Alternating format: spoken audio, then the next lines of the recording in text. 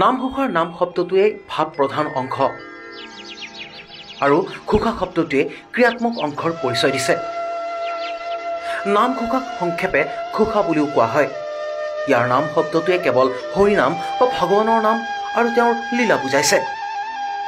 নামঘোষাত 1000 এটি ঘোষা আছে বাবেই ইয়াক হেজাৰী ঘোষা বুলিও কোৱা হয়। কিন্তু প্ৰশ্ন হয়, মহাপুৰুষ শ্ৰীমন্ত শংকৰ গুৰুৱে সকলো জানিও কিয় নিজে সৃষ্টি নকৰিলে নামঘোষা? এই প্ৰশ্নৰ সমাধান এই চৰিত ফাঁকিতেই আছে। নমস্কাৰ শৰণ ভজন অনুসৃতা অনুনাথনা হৰবাৰ প্ৰসংগৰ স্থিতা নামৰ মহিমা যত কাৰুণ্য আশয় ঘোষাৰ মাজত তাক বিবাহা নিশ্চয়।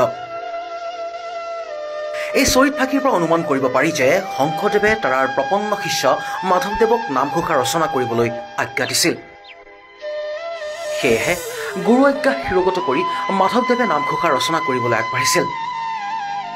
কিন্তু ইয়াৰ মাজতেই আন এক প্ৰশ্ন হয়, শ্ৰী শ্ৰী মাধৱদেৱে অসমৰ ক'ত সৃষ্টি কৰিছিল নামঘোষা?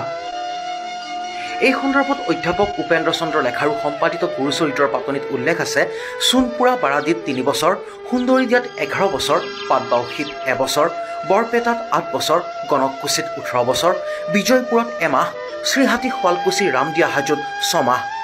নামঘোষা ক'ত কেতিয়া মহাপুৰুষ মাধৱে ৰচনা কৰিছিল তাক সঠিককৈ কোৱা টান। অৱশ্যে উপৰোক্ত স্থানত বসতি কৰা ভিত্তিত অনুমান কৰিব পাৰি যে গণককুছি বৰপেটা সুন্দৰীদিয়াত থকা কালচোৱাতেই 1570 খ্ৰীষ্টাব্দত নামঘোষা আৰম্ভ কৰি কোচবেহাৰ মধুপুৰ ভেলাডোবা সুন্দৰীদিয়াত 1595 খ্ৰীষ্টাব্দত নামঘোষাৰ সামৰণি মাৰিছিল।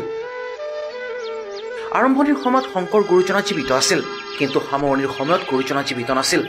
নামঘোষাৰ 1000 এটি ঘোষাৰ ভিতৰত আধাখিনিহে মাধৱদেৱৰ নিজা বা মৌলিক সৃষ্টি। বাকীখিনি 31খনতকৈ অধিক সংস্কৃত গ্ৰন্থৰ পৰা শ্লোকৰ সাৰ বা তত্ত্ব সংগ্ৰহ কৰি ভক্তিৰ মাধ্যমেদি কাব্যচন্দৰ বৈচিত্ৰ্যৰ মাজেদি সুৰৰ যাদুস্পৰ্শেৰে মাধৱদেৱে নামঘোষাক নিৰ্মাণ কৰিছে।